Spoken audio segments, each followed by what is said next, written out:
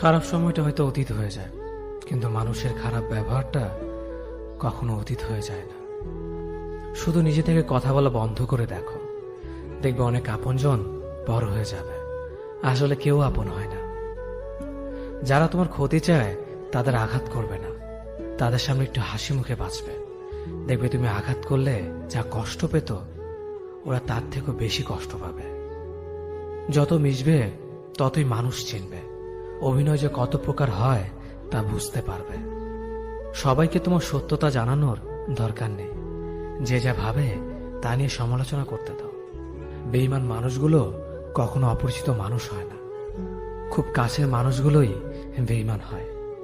পাতা ঝরার আগে পাতার রং বদলে যায়, আর মানুষ বদলানোর আগে কথা বলার ধরন বদলে যায়।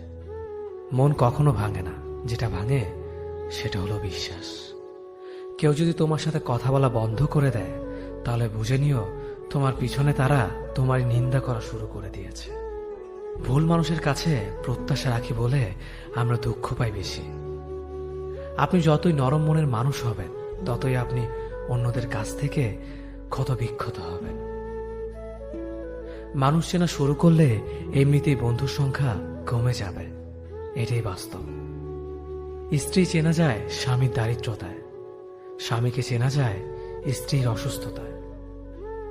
খাবার যতই দামি হোক না কেন, পচে গেলে যেমন তার দাম থাকে না, ঠিক তেমনি শিক্ষা যতই থাকুক না কেন, মনুষ্যত্ব না থাকলে সেই শিক্ষার কোনো দাম থাকে না। তিনটি কথা মনে রাখবেন: যে তোমাকে সাহায্য করে তাকে কখনো ভুলে যেও না, যে তোমাকে ভালোবাসে তাকে কখনো ঘৃণা করো না, যে তোমাকে বিশ্বাস করে তাকে কখনো ঠকিও না। ধোঁকা একজনেই দেয়, কিন্তু বিশ্বাস সবার উপর থেকে উঠে যায়।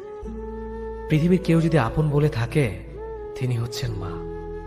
যে ধোঁকা দেয় সে চালাক হতে পারে, তবে যে ধোঁকা খায় সে বোকা নয়, সে বিশ্বাসী। কাউকে যদি ভালোবাসতে হয় তাহলে হৃদয় থেকে ভালোবাসুন।